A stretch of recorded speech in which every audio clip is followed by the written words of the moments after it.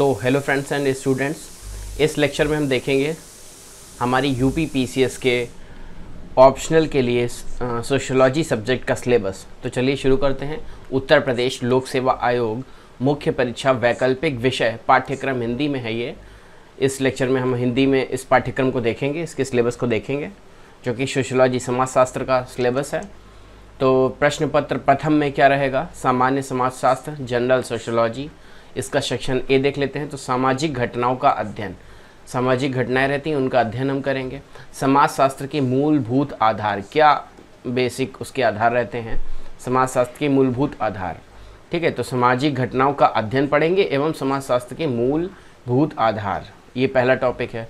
दूसरा टॉपिक है समाजशास्त्र का उद्भव कैसे हुआ, इसकी प्रकृति एवं अध्ययन क्षेत्र, अध्ययन विधि, वस्तुनिष्ठता की समस्या एवं सामाजिक विज्ञानों में मापन संबंधी विचार, कैसे हम माप कर सकते हैं, निदर्शन एवं प्रकार, शोध प्रारूप, वर्णनात्मक एवं अन्वेषणात्मक, मतलब कैसे हम खोजबीन करके हम उन चीज़ों पर पहुंच सकते हैं, गवेषणात्मक एवं प्रयोगात्मक, तथ्यों के संकलन की प्रविधियाँ, मतलब डेटा का कलेक्शन कैसे किया जा सकता है, तो क्या प्रविधियाँ हो सकती हैं, अवलोकन, ऑब्जर्वेशन हम करें, साक्षात्कार करें, अनुसूची, एक लिस्टिंग करें और फिर कुछ क्वेश्चंस तैयार करें। तो ये सब पहला यूनिट में है कि सामाजिक घटनाओं का अध्ययन करेंगे, समाजशास्त्र के मूलभूत आधार को देखेंगे, समाजशास्त्र का उद्भव देखेंगे, कब हुआ, कैसे हुआ, इसकी प्रकृति क्या रही, यूरोप में हुआ तो कैसे, किन लोगों का योगदान रहा समाजशास्त्र को डेवलप करने में।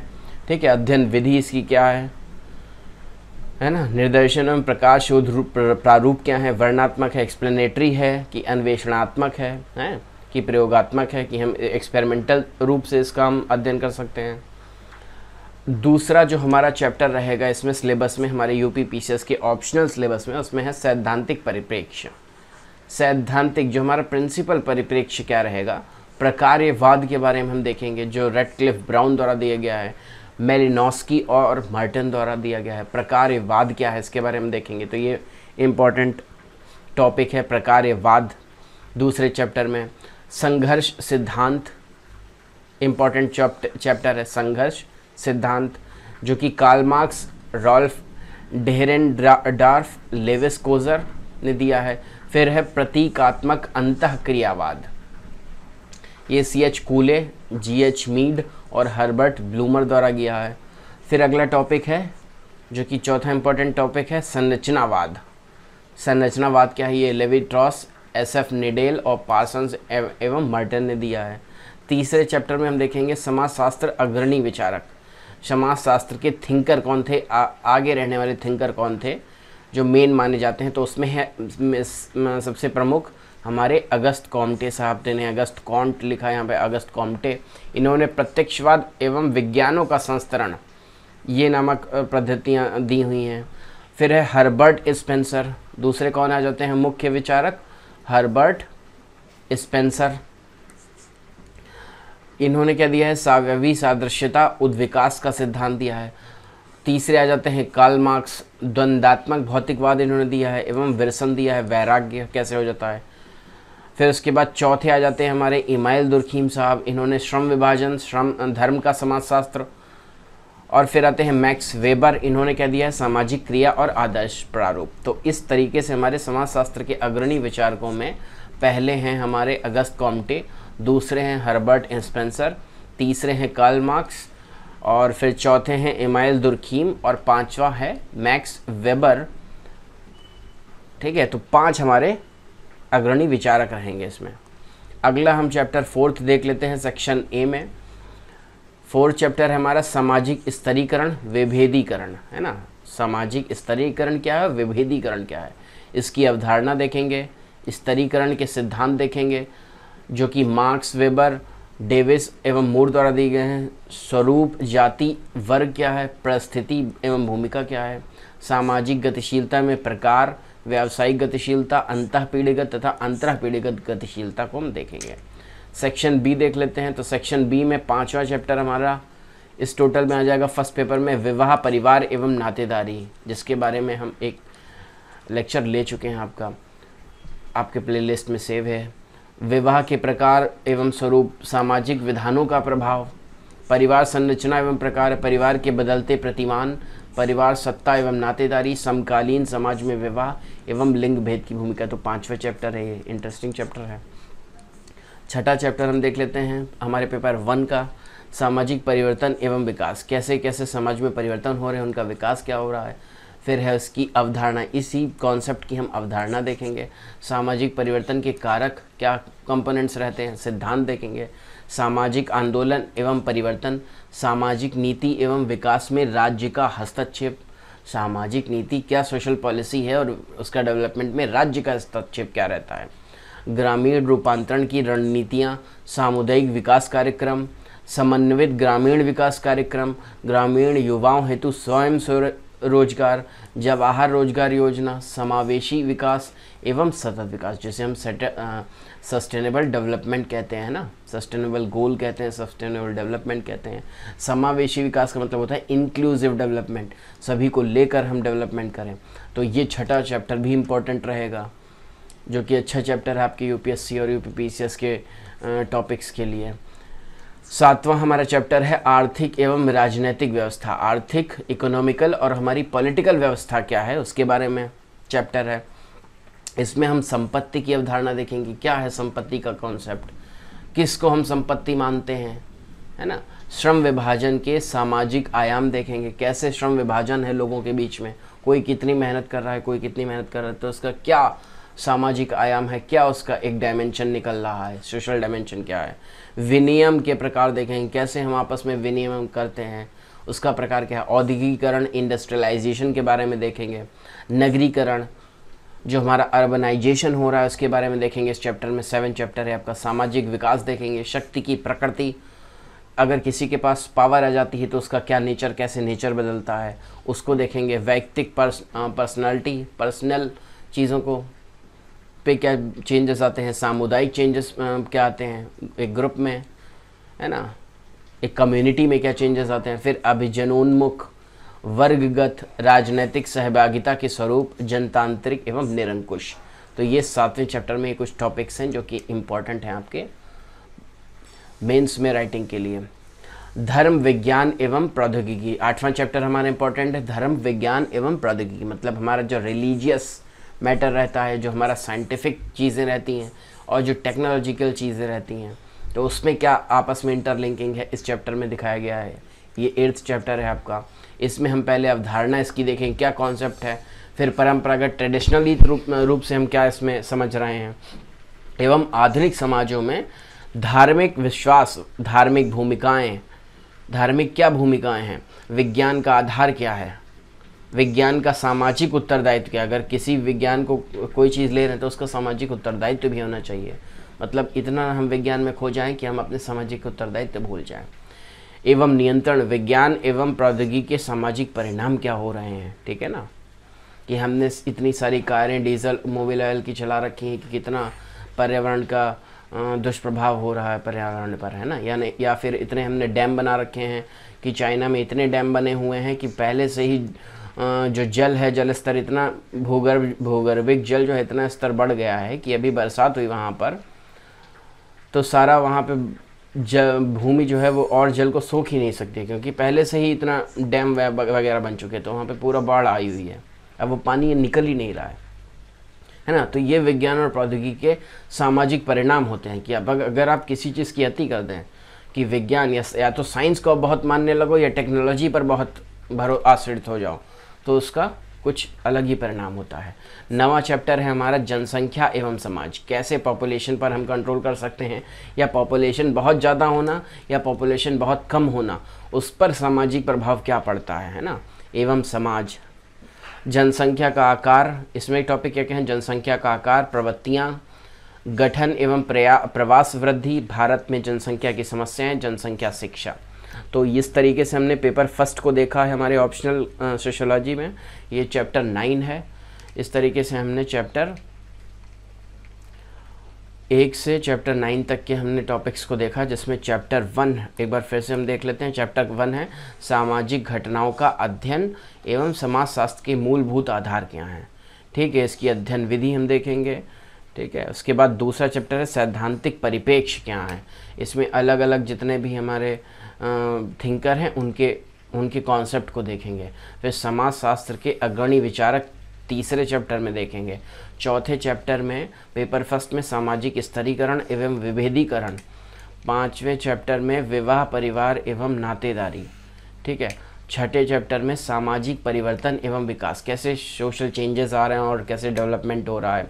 सातवें चैप्टर में आर्थिक और राजनीतिक व्यवस्था, मतलब इकोनॉमिकल और पॉलिटिकल क्या व्यवस्था है, क्या सिस्टम है। धर्म विज्ञान और प्रौद्योगिकी, इसमें अंतर संबंध क्या है, किसको कितनी महत्ता देनी चाहिए, है ना, और उसके सामाजिक परिणाम क्या हो सकते हैं। 9वें चैप्टर में जनसंख्या एवं समाज, जनसंख्या का कम होना, जनसंख्या का बढ़ना या किसी विशेष धर्म की जनसंख्या का बढ़ना, है ना, इन सब पर क्या प्रभाव पड़ सकता है। अब हम देखते हैं, चलते हैं अपने प्रश्न पत्र दूसरे की तरफ, जो कि है भारतीय सामाजिक व्यवस्था। अभी तो हमने समाजशास्त्र में एक जनरल समाजवाद को देखा, जनरल चीज़ों, जनरल कॉन्सेप्ट्स को देखा जो यूरोप और पूरे वर्ल्ड में था। लेकिन अब दूसरे पेपर में हम इंडियन कॉन्सेप्ट में, इंडियन सोशल सिस्टम को देखेंगे, मतलब भारतीय सामाजिक व्यवस्था को देखेंगे, मतलब भारतीय परिप्रेक्ष्य में इस सब्जेक्ट को हम देखेंगे। तो इसमें पहला चैप्टर हमारा हो जाएगा फर्स्ट, भारतीय समाज के आधार।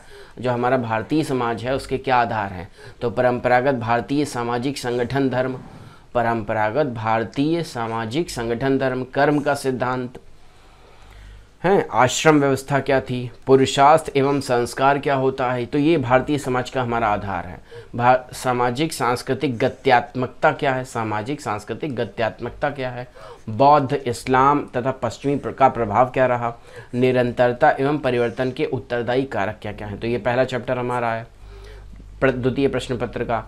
फिर दूसरा चैप्टर है हमारा इसमें सामाजिक स्तरीकरण, क्या स्टैंडर्ड है हमारा, सोशल स्टैंडर्ड क्या है। इसमें जाति व्यवस्था की उत्पत्ति, सांस्कृतिक संरचनात्मक दृष्टि, जाति के बदलते प्रतिमान, जाति एवं वर्ग, समानता तथा सामाजिक न्याय संबंधी विचार, भारत में कृषक और औद्योगिक की वर्ग संरचना, मध्यम वर्ग का उदय, जनजातियों में वर्ग, दलित चेतना का उद्भव एवं विकास। तो इसमें हमने दूसरे चैप्टर में हमारे सामाजिक स्टैंडर्ड को देखा, कैसे हम अलग अलग तरीके से विभाजित हैं या कैसे अलग अलग वर्ग बने हुए हैं। मध्यम वर्ग है, निम्न वर्ग है ना, उच्च वर्ग है, जनजातियों में भी वर्ग हैं, दलित वर्ग है ना, उसमें आपस में जाति व्यवस्था की कैसे उत्पत्ति हुई। तो ये दूसरे चैप्टर में हम भारतीय समाजशास्त्र में देखेंगे। तीसरा चैप्टर है हमारा, इसमें भी वही है। पहले तो हमने वर्ड लेवल पे देखा था उस चैप्टर को, जो कि पेपर फर्स्ट में विवाह परिवार एवं नातेदारी था, लेकिन इसमें हम इंडियन कॉन्टेक्स्ट में इसको देखेंगे कि विवाह परिवार और नातेदारी कैसी है। तो विभिन्न नरजातीय समूह में विवाह कैसे होता है, इसकी बदलती प्रवृत्तियां एवं भविष्य क्या है, परिवार संरचनात्मक एवं प्रकार्यात्मक पहलू क्या हैं, बदलते प्रतिमान क्या क्या हैं, विवाह एवं परिवार पर सामाजिक विधानों का प्रभाव क्या है, विवाह और परिवार पर सामाजिक विधानों का प्रभाव क्या है, नातेदारी व्यवस्था में क्षेत्रीय अंतर और उसका परिवर्तित स्वरूप क्या है। ठीक है, तो इस तरीके से तीसरा चैप्टर हो गया आपका। चौथे चैप्टर में हम फिर वही देखिए जो पेपर फर्स्ट में वर्ल्ड के पूरी दुनिया के कॉन्टेक्स्ट में था, ये हमारे भारतीय कॉन्टेक्स्ट में है। तो ये है आर्थिक और राजनीतिक व्यवस्था क्या है हमारे भारत की। तो इसमें जजमानी व्यवस्था है, जजमान आइए बैठिए। तो जजमानी व्यवस्था, भू स्वामित्व व्यवस्था है ना, जो भू का स्वामी होगा वही जो है राजा होगा, अधिकारी होगा, ऐसी भी कुछ व्यवस्था थी पहले। फिर भूमि सुधार आए, लैंड रिफॉर्म्स आए, उदारीकरण, ग्लोबलाइजेशन हुआ हमारे भारत देश का, है ना। पहले भारत जो है आपस में ही एक बंद अर्थव्यवस्था थी, हम अपना ही उत्पादन करते थे, अपना ही यूज़ कर लेते थे, तो हमारे अंदर ही अर्थव्यवस्था घूमती थी। लेकिन जब से उदारीकरण, ग्लोबलाइजेशन और ये वैश्वीकरण, ग्लोबलाइजेशन, उदारीकरण, लिबरलाइजेशन हुआ, वैसे ही हमने अपनी अर्थव्यवस्था को पूरे विश्व के लिए खोल दिया। तो वैश्वीकरण के सामाजिक आर्थिक परिणाम क्या हुए, इसका हमें फ़ायदा हुआ कि इसका हमें घाटा हुआ। जैसे कि देख रहे हैं आप कि हमारे इंडियन गवर्नमेंट ने एक एग्रीमेंट जो कि फ्री ट्रेड एग्रीमेंट था, उसमें एंट्री करने से मना कर दिया है, जिसमें चाइना जो है पहले से था, क्योंकि वहाँ पे भारत को नुकसान हो रहा था, क्योंकि भारत वहाँ से इंपोर्ट ज़्यादा कर रहा था और एक्सपोर्ट कम कर पा रहा था। फिर अगला पॉइंट इसमें देख लेते हैं 4th चैप्टर में, आर्थिक विकास के सामाजिक निर्धारक कौन कौन से हैं। अगर कहीं पे आर्थिक विकास हो रहा है तो उसके सामाजिक निर्धारक क्या क्या हो सकते हैं। समावेशी विकास क्या है, इंक्लूसिव डेवलपमेंट क्या है हमारे भारत के कॉन्टेक्स्ट में, एवं सतत विकास क्या हो सकता है ना, सस्टेनेबल डेवलपमेंट क्या हो सकता है हमारे भारत के कॉन्टेक्स्ट में। हरित क्रांति, जनतांत्रिक राजनीतिक व्यवस्था की कार्यप्रणाली कैसी होगी एवं स्वरूप क्या होगा, राजनीतिक दल एवं उनकी संरचना, राजनीतिक अभियानों की संरचना, परिवर्तन एवं उन्मुखता, शक्ति का विकेंद्रीकरण, राजनीतिक सहभागिता, विकास में राजनीतिक प्रभाव, विकास में राजनीतिक प्रभाव क्या होंगे। ठीक है, अगला टॉपिक देखते हैं, शिक्षा एवं समाज।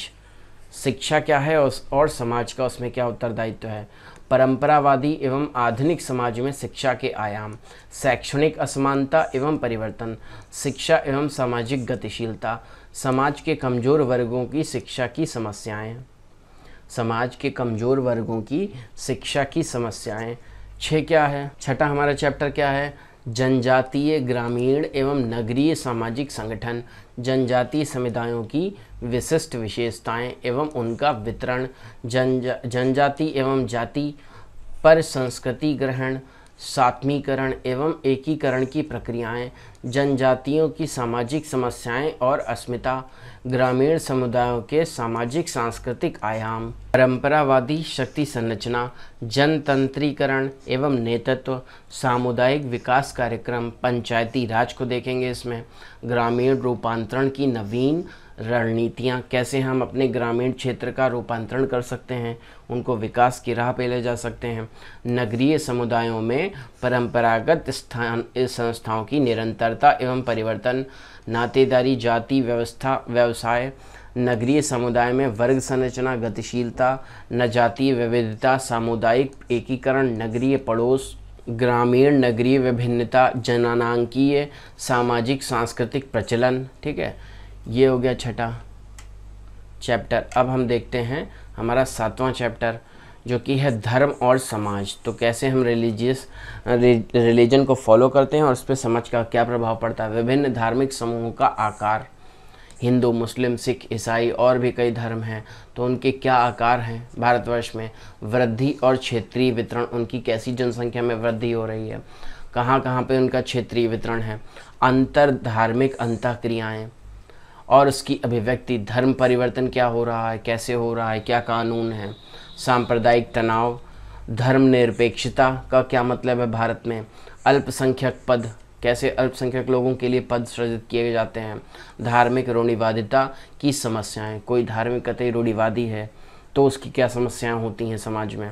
8वां चैप्टर है जनसंख्या की गत्यात्मकता, कैसे हमारी जनसंख्या डायनेमिक है, तो लिंग, आयु, वैवाहिक स्थिति, प्रजननता, मृत्यु के सामाजिक सांस्कृतिक पक्ष, जनसंख्या विस्फोट की समस्याएं, सामाजिक, मनोवैज्ञानिक, सांस्कृतिक एवं आर्थिक, जननांकीय नीति एवं परिवार कल्याण कार्यक्रम, जनसंख्या वृद्धि के निर्धारक तत्व एवं परिणाम। ठीक है, तो किस तरीके से जनसंख्या का प्रभाव हमारे भारतवर्ष पर पड़ रहा है। 9वां चैप्टर देख लेते हैं नारी और समाज, है ना, कैसे स्त्रियों का सुधार हो रहा है, स्त्रियों की सुरक्षा में बढ़ोतरी की जा रही है या फिर अभी भी कमी है, नारी का और समाज का क्या संबंध है, नारी का जनसंख्या विवरण, जनसंख्यात्मक विवरण, कहाँ पे अधिक है जनसंख्या अनुपात है, कहाँ पे कम है, उनकी परिस्थिति में परिवर्तन, क्या स्थिति में परिवर्तन हुआ है, विशिष्ट समस्याएं जैसे दहेज अत्याचार, भेदभाव, नारी एवं बच्चों के कल्याण संबंधी कार्यक्रम, घरेलू हिंसा अधिनियम 2005, इस नियम के बारे में पढ़ें आप, कार्यस्थल पर यौन उत्पीड़न जो कि 2013 में है उसके बारे में पढ़ें। 10वां चैप्टर है परिवर्तन एवं विकास के आयाम, क्या क्या परिवर्तन आए और उसमें विकास के क्या आयाम रहे, सामाजिक परिवर्तन एवं आधुनिकीकरण, सूचक प्रवृत्ति, सामाजिक परिवर्तन के स्रोत आंतरिक एवं बाह्य। ठीक है, कैसे सामाजिक परिवर्तन होता है, उसके स्रोत आंतरिक, अगर कोई आंतरिक इंटरनल परिवर्तन हो रहा है या कोई बाह्य रूप से परिवर्तन लाया जा रहा है। सामाजिक परिवर्तन की प्रक्रियाएं कौन कौन सी हो सकती हैं, संस्कृतिकरण किया जाए, पश्चिमीकरण किया जाए या आधुनिकीकरण किया जाए। तो परिवर्तन, सामाजिक परिवर्तन किस तरीके से होता है, या तो हम अपनी संस्कृति को ज़्यादा मानने लगें, या हम वेस्टर्न कल्चर को फॉलो करने लगें, या हम नया जो मॉडर्न चीज़ें आ रही हैं उनको फॉलो करने लगें। ठीक है, तो परिवर्तन के प्रेरक कौन कौन से हो सकते हैं? जनसंचार, मतलब लोगों में इतना संचार हो जाए कि हाँ यही ओप्पो और वीवो ही बहुत बेस्ट हैं, तो लोग उसी को ही खरीदने लगें, तो वो आपस में जनसंचार हो सकता है। शिक्षा एवं संप्रेषण, अगर लोग जागरूक हो जाएं, नहीं जो हमारे इंडिया में ही अच्छी कंपनी का मैन्युफैक्चर सेट है उसको हम लेंगे, तो ये शिक्षा संप्रेषण हुआ। आधुनिकीकरण, कोई नई टेक्नोलॉजी आई है, जैसे कि हम नई टेक्नोलॉजी को जान गए कि हमारे छत पे जो वाटर हार्वेस्टिंग हो सकती है उसके तो हम जल को बचा सकते हैं, तो लोग एक चेक डैम बनवा के एक गड्ढे को खोद के उसमें पानी को बचा सकते हैं। नियोजित परिवर्तन की समस्याएं, है ना, नियोजन की वैचारिकी एवं रणनीति, पंचवर्षीय योजनाओं के बारे में हम पढ़ सकते हैं। गरीबी उन्मूलन के कार्यक्रम कौन कौन से चल रहे हैं इसके बारे में देखेंगे। पर्यावरण, बेकारी एवं नगरीय विकास के कार्यक्रम, सामाजिक सुधार आंदोलन, कृषक, पिछड़ा वर्ग, महिला एवं दलित के विशेष संदर्भ में। ठीक है, तो इस तरीके से पेपर 2 में हमारे 10 चैप्टर हैं और पेपर 1 में हमारे कितने चैप्टर हैं? 9 चैप्टर हैं। तो पेपर 2 जो है हमारा भारतीय सामाजिक व्यवस्था पर आधारित है, जो कि इंडियन कॉन्टेक्स्ट में हम सामाजिक व्यवस्था मतलब कि सोशियोलॉजी को हम देखेंगे, समाजशास्त्र को देखेंगे। इसमें प्रमुख चैप्टर जो 10 हैं उनको एक बार फिर से हम देख लेते हैं। भारतीय समाज के आधार क्या क्या हैं, सामाजिक स्तरीकरण मतलब इसके स्टैंडर्ड क्या हैं, कैसे वर्ग विभक्त हैं, फिर विवाह, परिवार और नातेदारी भारतीय व्यवस्था में कैसी है, तीसरा चैप्टर है ये। चौथे चैप्टर में द्वितीय पेपर में हम देखेंगे आर्थिक और राजनीतिक व्यवस्था भारत की कैसी है। 5वें चैप्टर में शिक्षा और समाज देखेंगे। 6ठे चैप्टर में जनजातीय, ग्रामीण एवं नगरीय सामाजिक संगठन देखेंगे, कैसे जनजातीय ग्रामीणों का या नगरीय सामाजिक संगठन है। 7वें चैप्टर में धर्म और समाज को देखेंगे। 8वें चैप्टर में जनसंख्या की गत्यात्मकता, डायनेमिकसिटी देखेंगे, कैसे डायनेमिक रूप से जनसंख्या चेंज हो रही है। 9वें चैप्टर में नारी और समाज को देखेंगे, वुमेन और सोसाइटी को देखेंगे। 10वें चैप्टर में परिवर्तन एवं विकास के आयाम देखेंगे। तो इस तरीके से ये हमारा सोशियोलॉजी, समाजशास्त्र, जो कि हमारे ऑप्शनल वैकल्पिक का एक महत्वपूर्ण विषय रह सकता है ना। तो इसमें ये पेपर 1 और पेपर 2 के हमने चैप्टरों को डिस्कस किया है। यही आपका सिलेबस है, इसी को ही पढ़ना है। इसके हर टॉपिक को अलग नोट्स बने हैं। इस पर आने वाले समय में कुछ लेक्चर तो अपलोड किए जा चुके हैं। आने वाले समय में हर एक टॉपिक का एक लेक्चर होगा। उनसे संबंधित जो प्रीवियस ईयर के क्वेश्चन पेपर होंगे उनको हम सॉल्व करेंगे। तो इस लेक्चर में इतना ही रखते हैं। साथ ही साथ इग्नू के MSO का असाइनमेंट भी इसी लेक्चर सीरीज़ में सॉल्व किया जाएगा। तो इस लेक्चर को इतना ही रखते हैं। धन्यवाद आप सभी का।